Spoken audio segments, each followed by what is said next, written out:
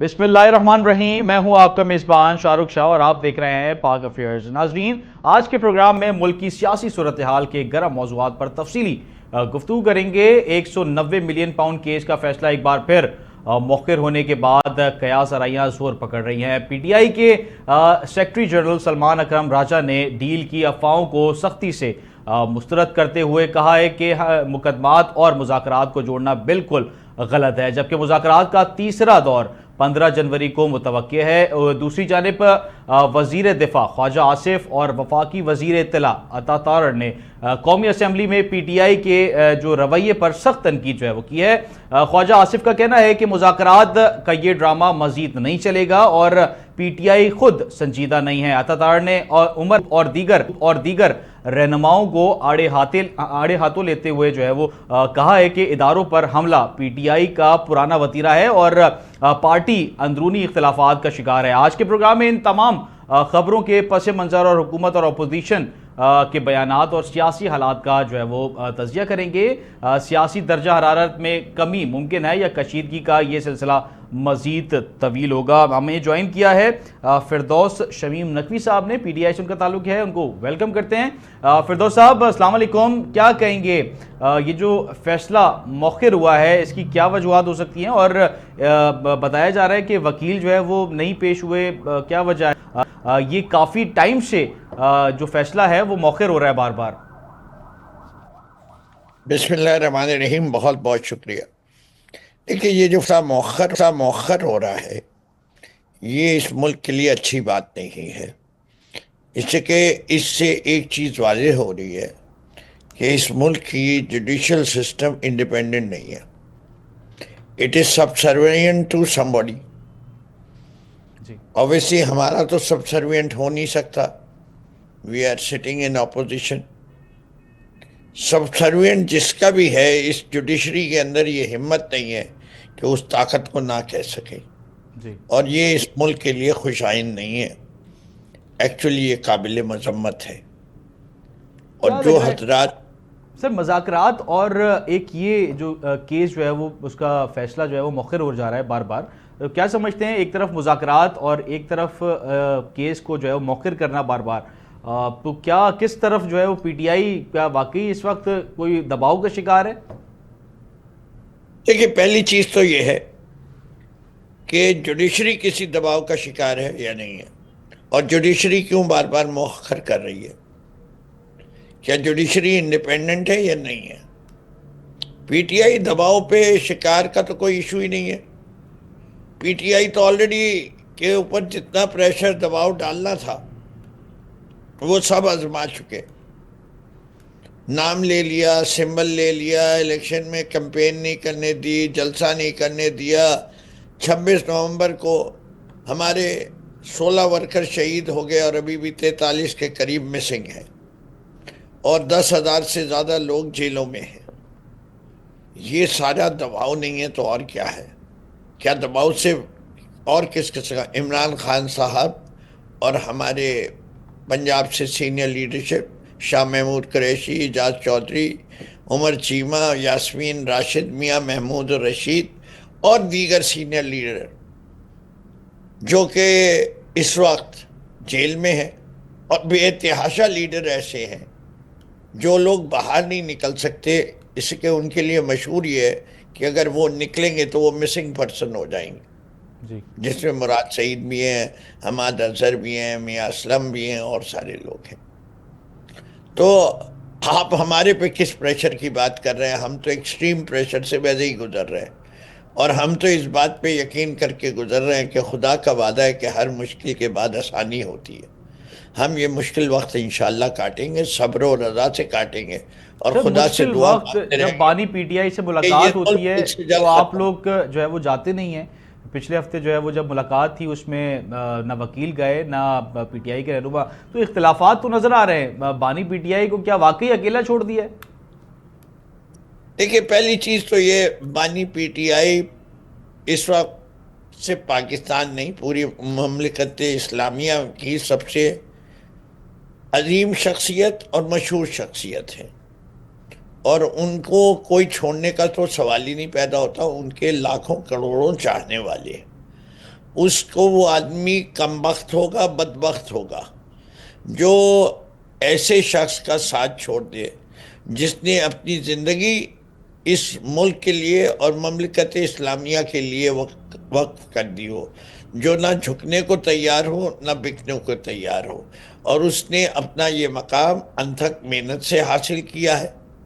اور اس کی ایک تقریر یونائٹڈ نیشنز میں جو کی ہے وہ تقریر ایک پلڑے میں رکھ دے اور بہت سارے لیڈروں کی بہت ساری تقاریر رکھ دے، تب بھی وہ ایک تقریر اور جو سچائی سے کی تھی وہ بھاری آئے گی. وہ جس طرح سے محمد بن سلمان کے ساتھ سامنے بولے تھے اپنے پاکستانی ان لوگوں کے لیے جو کہ وہاں کے جیلوں میں ہیں سعودی عربیہ کے، اس سے پتہ چلتا ہے کہ اس شخص کے دل میں عوام کے لیے کتنا درد ہے. جو انہیں نے شوکت خانم ہسپتال بنایا. سر عوام کے لیے اگر درد ہے تو سول نافرمانی کی تحریک چلانا یہ کہاں عوام کے لیے خوش آئند ہے کیا یہ سول نافرمانی کی تحریک؟ کیونکہ اس سے تو ملک کا نقصان ہے، ملک میں تو پاکستان لوگ ہیں. اصل میں جو عمران خان صاحب ہیں انہیں زمانے سے کینسر کے مرض کو دیکھتے آ رہے ہیں اور انہیں کینسر کے مرض کا علاج کرنا بھی آتا ہے. کینسر کے علاج کی ایک طریقہ کار جو کہ بڑا ایفیکٹو ہے وہ ہے surgery, remove the part which has become bad, اور پھر اس کے بعد ریڈیو اور کیمو بھی ہوتی ہے. تو فی الحال تو کوشش یہی ہے کہ پاکستان کے 77 سالہ تاریخ میں آپ کو یہ ڈھونڈنا ہے کہ کنویں کو پاک کرنے کے لیے کس کتے کو نکالا جائے گا. تو کیا دماغ کو جو ہے وہ دماغ کا آپریٹ بھی کیا جائے گا؟ یہ کس کا آپریٹ کیا جائے گا؟ دماغ کا آپریٹ کیا جائے گا، دماغ کو، کیونکہ جو ہے نا وہ اس وقت کافی دونوں کے درمیان ایک دونوں کے درمیان عدم جو ہے وہ ریلائبل نہیں ہے، دونوں ایک دوسرے کو مان نہیں رہے، مذاکرات نہیں ہو رہے، تو آپریٹ تو ضروری ہے سر، کسی نہ کسی چیز کا، کسی نہ کسی کا تو ہونا ضروری ہے. سر بات یہ ہے کہ آئین پاکستان کو بالا تر سمجھے، اس کو بدتر نہ سمجھے، اور ہر ادارے کو اپنے آپ کو، چاہے وہ پاکستان تحریک انصاف ہو، چاہے وہ اسٹیبلشمنٹ ہو، بیوروکریسی ہو، جوڈیشری ہو، جتنے پلرز آف ڈیموکریسی ہیں، they must learn to live their life within the bounds of the constitution of Pakistan. اچھا سر یہ بتائیے کہ 15 جنوری کو جو مذاکرات ہونے جا رہے ہیں اس میں کوئی اچھی پیش رفت ہے، اچھی کی امید نظر آ رہی ہے؟ سر میرا نام فردوس شمیم نقوی ہے، میں ایک سیاستدان ہوں، نجومی نہیں ہوں. تو لگ رہی ہے آپ کو ایسا ایٹماسفیئر بتا سکتے؟ سر ایٹماسفیئر تو بتا سکتے ہیں، اندرونی پی ٹی آئی اس میں جو ہے وہ راضی ہے یا نہیں ہے؟ دیکھیں بات ساری یہ نہیں ہے. جب ہم میز پہ بیٹھے ہیں تو میز پر بیٹھنے کا لیے یہ ہے کہ ہم نے 2 قدم آگے اس لیے بڑھے کہ ہمیں اس بات کا احساس ہے کہ ہمارا ملک شدید خطرات میں گھرا ہوا ہے، اور اگر ابھی بھی لوگوں نے ہوش کے ناخن نہیں لیے تو ہمیں ڈر ہے، خوف ہے، اور نعوذ باللہ کہنا پڑتا ہے کہ ہمیں لگتا ہے کہ جیسے 1971 میں ہوا تھا، اگر اس دفعہ پھر مینڈیٹ چلایا جائے گا تو یہ ملک دوبارہ دولخت نہ ہو جائے. سر کیا لگ رہا ہے، کیا پی ٹی آئی واقعی مذاکرات کے ذریعے سیاسی جو مسائل ہیں اس کو حل کرنا چاہتی ہے یا یہ صرف ڈیلے ٹیکٹکس ہے؟ سر کس چیز کی delay tactics? P T I کو کیا فائدہ ہو رہا ہے؟ یو ایس اے کی طرف سے انتظار تو نہیں ہو رہا، یو ایس اے کے جو پریزیڈنٹ ہے ان کے حلف کا جو ہے نا وہ انتظار ہو رہا تھا کہ وہ آئیں گے، اس کے بعد پھر جو ہے وہ صورتحال ممکنہ طور پہ ہو سکتی ہے، ایک ایسا ذہن میں ہے. دیکھیں آپ بھی عجیب بات کر رہے ہیں قبلہ. 20 جنوری میں دن کتنے رہ گئے؟ 7 دن، 8 دن. جی اگر ہمیں 8 دن کے بعد ہی کوئی فیصلہ آنا ہے تو میرے خیال سے فیصلہ اس سے پہلے آ جائے گا. اس سے کہ pressure of Donald Trump has started if there is any pressure on this government. After this, that action of Donald Trump will start. ابھی سے پریشر ہے. اینڈ میں بحیثیت ایک پی ٹی آئی کے عہدیدار کے طور پہ، اور میرے چیئرمین کا بھی یہی پیغام ہے، chairman, founding chairman Imran Khan کا، کہ اگر ہم نے کچھ حاصل کرنا ہے تو بزرگ بادو پہ حاصل کرنا ہے. ہم نے کسی کا نہ مطیع ہونا ہے نہ کسی سے مدد مانگنی ہے سوائے اپنے رب کے. اسی لیے ہم ایاک نعبد و ایاک نستعین کہتے ہیں. یہ اپنی جگہ ہے، درست ہے کہ پی ٹی آئی ساری دنیا میں جو انسانیت پہ ظلم ہو رہا ہے اس کا چرچا کرے گی. اس نظام کے گھنانے چہرے کو ساری دنیا کے سامنے بے نقاب کرے گی، اور اس کے لیے کوشاں ہے اور وہ کوشش جاری رہے گی. سر، خواجہ آصف صاحب اور عطا طاہر صاحب جو بیانات دے رہے ہیں پی ٹی آئی کے ٹورڈز کہ وہ پی ٹی آئی مذاکرات کرنا ہی نہیں چاہ رہی، کوئی ایسا ہے کہ واقعی آپ لوگ کا جو ہے وہ انٹرسٹ نہیں ہے مذاکرات میں؟ کیونکہ اس طرح میرے خیال سے آپ سر اس طریقے سے جو بیانات آ رہے ہیں، ظاہر سی بات ہے اگر حکومت کی طرف سے آ رہے ہیں تو اس میں کوئی وجوہات تو شامل ہوں گی. صرف آپ لوگ اگر چاہ رہے آپ اپنا موقف دے سکتے ہیں، کیونکہ حکومت یہ کلیم کر رہی ہے، وہ حکومتی نمائندے وفاقی وزیر ہیں. سر دیکھیں، پہلی چیز تو یہ ہے کہ یہ ہم نے تو ہمیشہ کہا تھا کہ ہم اس سے بات کرنا چاہتے ہیں جو اصل میں طاقت ہے. ہم نے ان سے ایک سادہ سی خواہش اور اہم خواہش کا اظہار کیا کہ اگر آپ چاہتے ہیں کہ مذاکرات تیز ہوں اور جلدی ہوں تو ہمیں اپنے آئیڈیاز اپنے لیڈر کے ساتھ شیئر کرنے دیں، اور لیڈر کے آئیڈیاز کو ہم سمجھ سکیں کہ وہ کیا چاہ رہے ہیں. اس کے لیے آپ ہماری ایک میٹنگ کرا دیجئے جس کی مانیٹرنگ نہیں ہو رہی ہے، نہیں کرا سکے. جی، تو یہ اگر یہ حکومت وقت ہیں تو یہ میٹنگ کیوں نہیں کرا سکے؟ سر آپ لوگ کے جو دو مطالبات ہیں وہ کیوں نہیں مانے جا رہے؟ اس کے پیچھے کیا جو ہے وہ ہو سکتا ہے کنسرن حکومت کا؟ دیکھیں، جہاں تک ہمارا تعلق ہے ایز اے پارٹی، ہماری طرف سے تو وہ پری کنڈیشنز ہیں. ہم ان کو لکھ کے کیوں نہیں دینا چاہ رہے تھے؟ اس لیے کہ ہم نہیں سمجھتے کہ ہمیں وہ ڈیمانڈز ان کو آلریڈی نون ہے. Why do they want it in writing? لیکن انہوں نے ایک فضول کی ایک چھوٹے سے بچے کی طرح یا ایک بوڑھے کی طرح ایک ضد پکڑ لی ہے کہ ہمیں آپ کی ڈیمانڈز رائٹنگ میں چاہیے. بھائی کیا آپ کو پتہ نہیں ہے؟ ساری دنیا کو پتہ ہے کہ ہماری دو بڑی سادہ سی ڈیمانڈ ہیں: جوڈیشل کمیشن بناؤ، اور ہمارے سیاسی قیدیوں کو راستے میں، بیل کے راستے میں جو سرکاری وکیل رکاوٹ بنا کھڑا ہے اس کو حکم دو کہ کیونکہ یہ بیلیبل آفینسز ہے، ہماری بیلوں کے اوپر ہمیں آزاد کیا جائے. اس میں کوئی ابھی مذاکرات تو شروع ہی نہیں ہے، کوئی لے دے کی بات ہی نہیں شروع ہوئی. یہ وہ چیزیں ہیں جو کہ میرے خیال سے اصولی طور پہ انسانی حقوق میں بھی آتے ہیں، اور یہ بہت ضروری ہے کہ پاکستان کے عوام کو حقیقت اور سچ پتہ چلے 26 نومبر کی اور 9 مئی کی. ٹھیک سر، ہمیں جوائن کیا ہے بیرسٹر عزیر صاحب نے، ایڈوکیٹ ہیں، ان سے بھی قانونی جو موقف ہے وہ لے لیتے ہیں. عزیر صاحب السلام علیکم. السلام علیکم عزیر صاحب، آپ کو میری آواز آ رہی ہے؟ عزیر صاحب آپ کا مائک جو ہے وہ میوٹ ہوا ہے، اس کو انمیوٹ کر دیں. اور مجھے یہ بتائیے گا کہ جو یہ فیصلہ مؤخر ہو رہا ہے اس کے پیچھے کیا جو ہے وجوہات ہے سر؟ دیکھیں، پہلے میں آپ کو ایک لاجک ذرا بتا دیتا ہوں کرمنل کورٹس کی، کیونکہ میری خود کی ذرا کرمنل پریکٹس ہے. اصل میں ہوتا کچھ ایسا ہے کہ ججمنٹس دیتے وقت اگر جج کا مائنڈ سیٹ بہت زیادہ امپورٹنٹ ہوتا ہے regarding the presence of accused persons, ٹھیک ہے، تو یہ ججمنٹ اکثر اگر ججز کو وقت نہیں مل رہا، ٹائم نہیں مل رہا، تو اس میں وہ ڈیلے کرتے رہتے ہیں، پوسٹ پون کرتے رہتے ہیں. اس میں کوئی حرج نہیں ہے. لیکن بیسک رول یہ ہے کہ 3 ڈیٹس کے بعد دوبارہ سے میٹر فائنل آرگیومنٹس پہ جاتا ہے اور ججمنٹ دی جاتی ہے.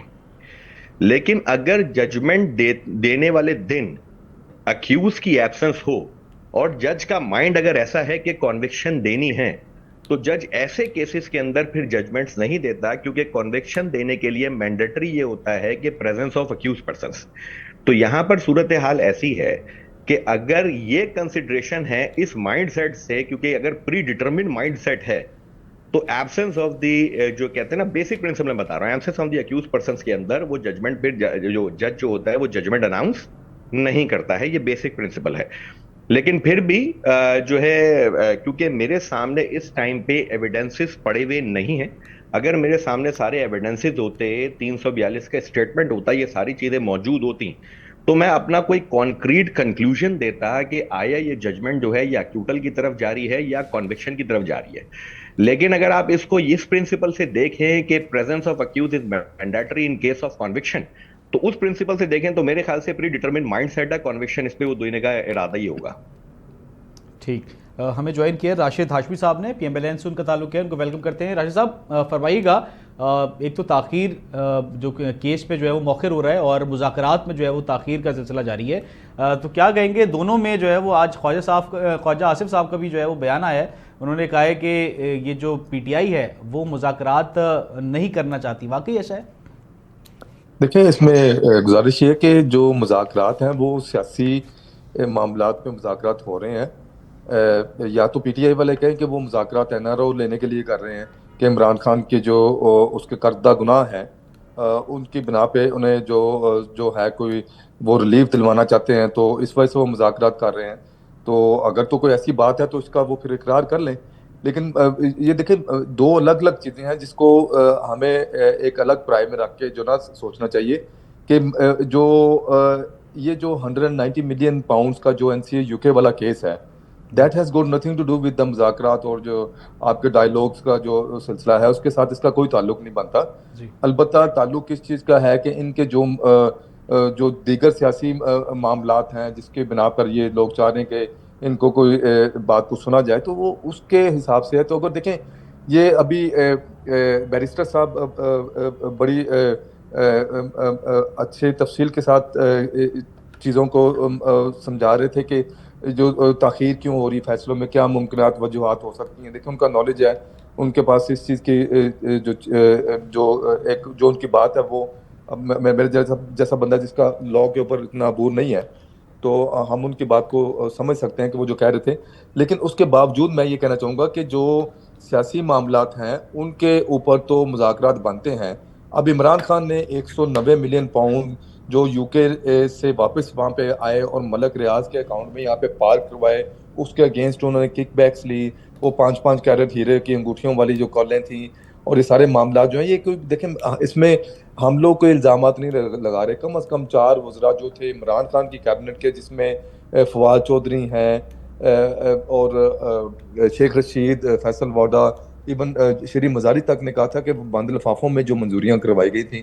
تو مطلب یہ کہ آپ دیکھ سکتے ہیں کہ اگر کوئی اتنے صاف اور شفاف معاملات تھے تو بند لفافوں میں منظوریاں کروا کے, اور وہ جو رقم جو کہ پاکستان کے ٹیکس پیئر کے افلاح پہ استعمال ہونی چاہیے تھی, جو کہ اسٹیٹ بینک میں جانی چاہیے تھی, وہ کیوں ملک ریاض کے جو سپریم کورٹ کا جو فائن ہے اس کے اکاؤنٹ میں پارک کی گئی؟ کیا وجوہات تھیں کہ مطلب, اور اس کے اگینسٹ جو نا آپ نے 459 کنال جو زمین 28 کروڑ اور روپے اور پتہ نہیں اللہ بہتر جانتا کیا کچھ مراد جو ہے ملک ریاض سے لیں, تو اور اس کے اوپر جو نا آج کل پھر اسلامی ٹچ دیا جا رہا ہے. تو میری گزارش یہ ہے کہ ایک کسی بھی غیر حرام طریقے سے کمائی سے اگر آپ کو وہاں پہ اس کی مسجد یا اس کے اوپر کوئی نیکی کا کام شروع کر دیں گے تو وہ حلال نہیں ہو جاتا اس سے. اس کے لیے بیسک شرط یہ ہے کہ آپ کا جو ذرائع ہیں, جو اس کے اوپر آپ جو جن ذرائع سے وہ انکم آپ کی جنریٹ ہوئی ہے وہ بھی حلال ہونے چاہیے.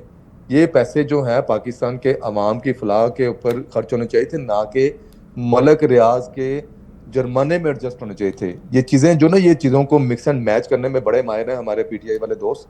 تو میں اس چیز کے اوپر بار بار زور دے رہا ہوں کہ وہ جس مد میں وہ پیسے جہاں پہ جانے چاہیے تھے اس مد میں وہاں پہ نہیں گئے, اور اس کے اوپر یہ اب آج کل جو نا ان کے اکاؤنٹس کے اوپر سے نا وہ جو نا وہ کمپین چل رہی ہے, وہ یونیورسٹی بنا رہے تھے وہاں پہ, سیرت یونیورسٹی بنا. بھائی سیرت یونیورسٹی بنانی تھی بنی گالا میں 400 کنال پہ آپ رہتے ہیں, تو آپ 2 لوگ ہیں, تو باقی ایریے پہ وہاں پہ یونیورسٹی چھوڑ وہاں پہ جو مرضی بناتے.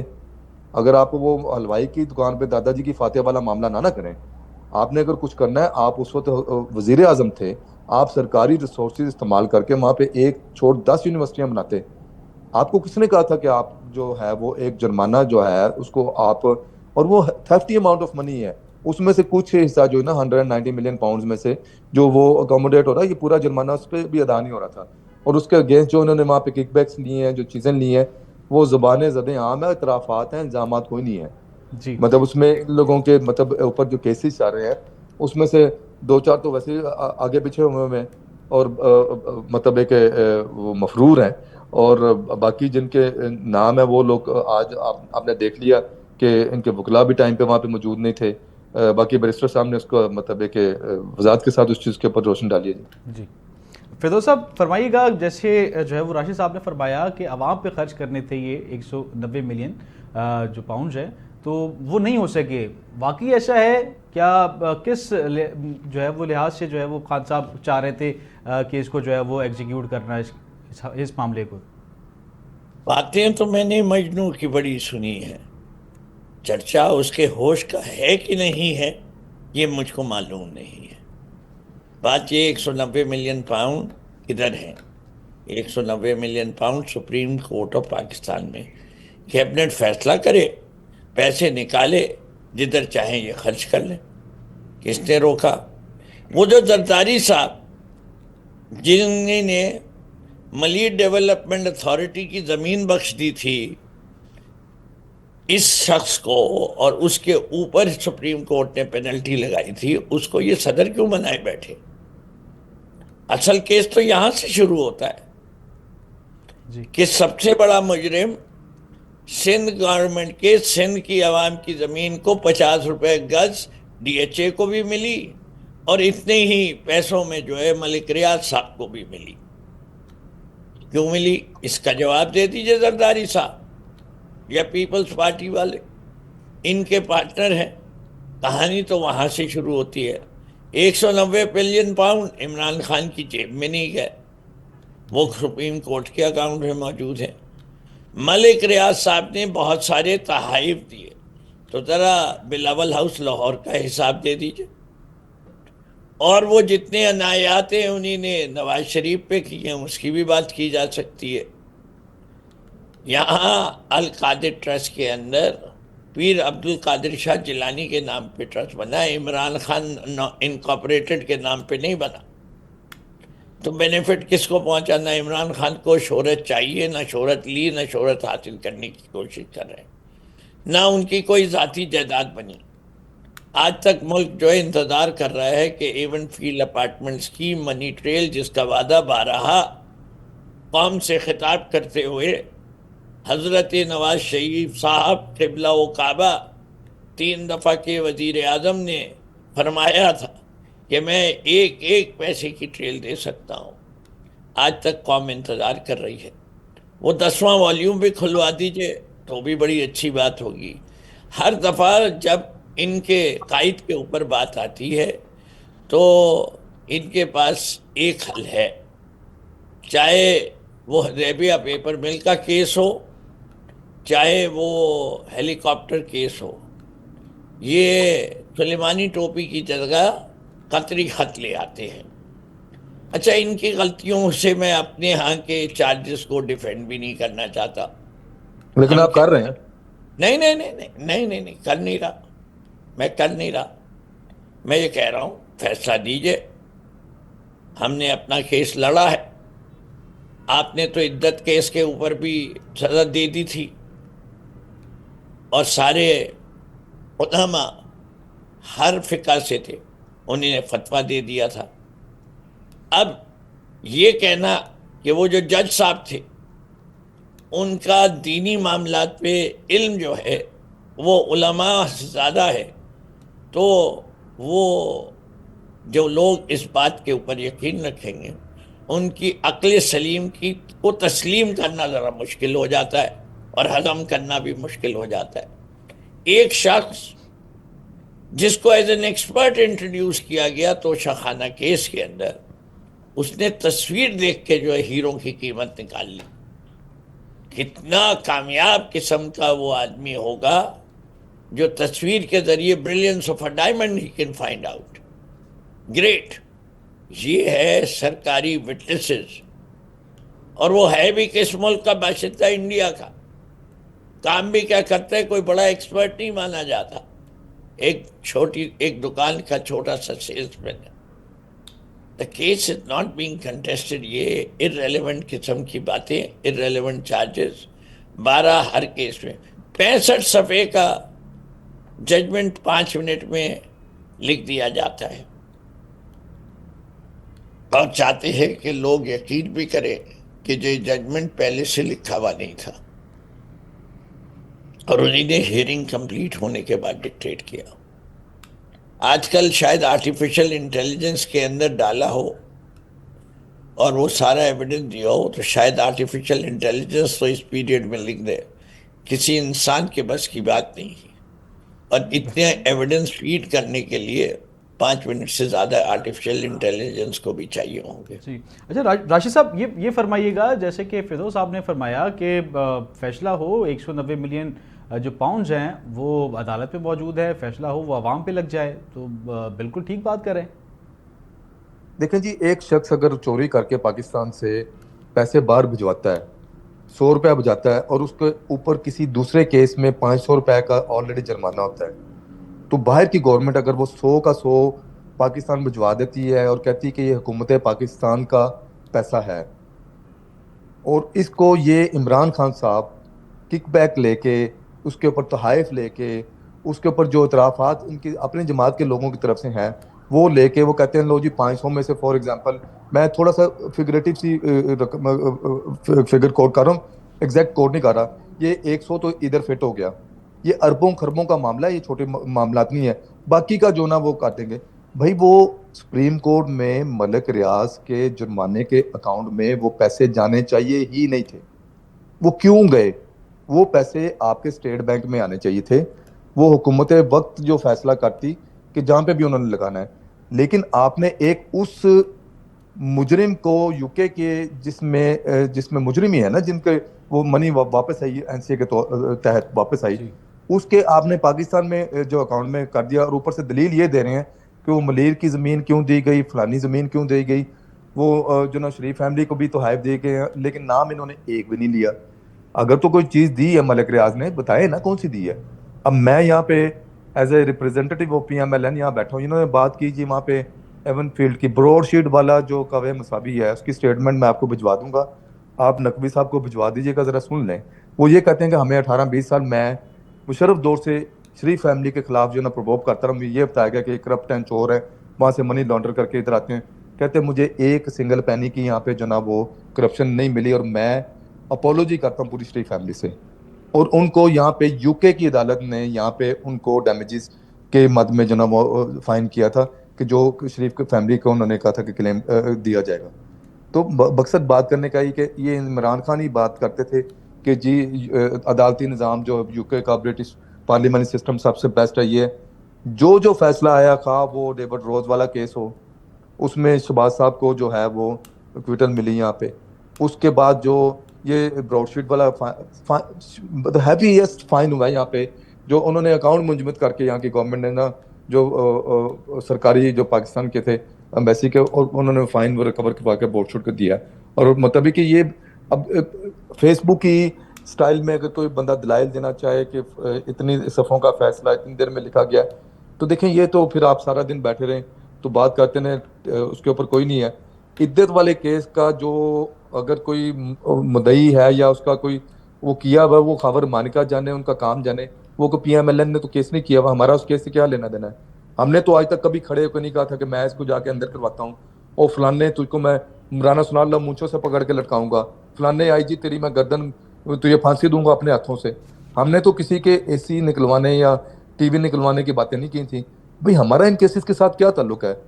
ये वो लोग जाने जो प्रोसिक्यूशन है, जिन्होंने मुकन्ना, जिन्होंने केसेस बनाए हुए हैं इनके ऊपर, और जो इनके ऊपर जो कार्य है। हमारा गवर्नमेंट, हम लोग सियासी लोग हैं, हमारा इन चीज़ों से ताल्लुक नहीं कि हमने इमरान खान को फलाने केस में अंदर करना, फलाने। इमरान खान के अपने करदा गुनाह इतने हैं कि अगर वो उन्हीं को भुगत रहे तो बड़ी हिम्मत वाली बात है।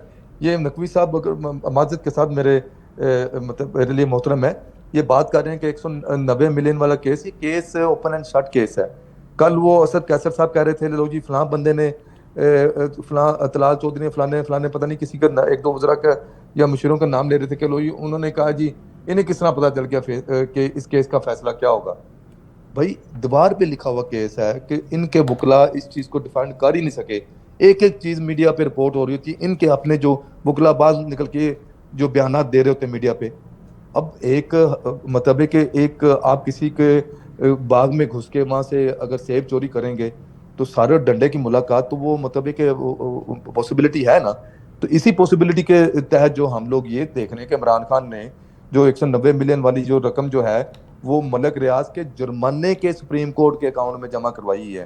وہ سپریم کورٹ کے اکاؤنٹ میں اس طرح نہیں جمع ہوئی کہ وہ سپریم کورٹ میں چلی گئی, نہیں, وہ جو اس کا جرمانہ ہوا ہے اس میں سے وہ مائنس ہوگا. آپ پلیز کیوں فیکٹس کو جو ڈسٹورٹ کرتے ہیں ان کو اس طرح بیان کریں کہ جو ان کو جرمانہ تھا اس میں سے وہ چیز مائنس ہو رہی تھی, وہ تب وہ سپریم کورٹ کے اکاؤنٹ میں پارک ہوئی تھی.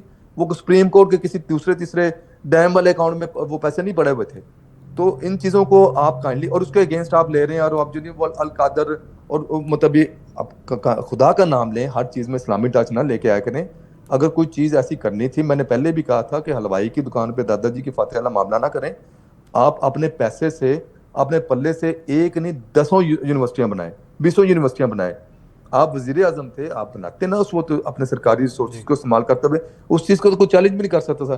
یہ کیا بات ہوئی کہ آپ کی کیبنٹ کے لوگ نہیں جان رہے کہ اس بند لفافے میں ہے کیا جس کی منظوری دی جا رہی ہے, اور مطلب ہے کہ آپ اس کے اوپر پھر ہمیں کہہ رہے ہیں کہ سلمانی ٹوپی اور یہ وہ فلان.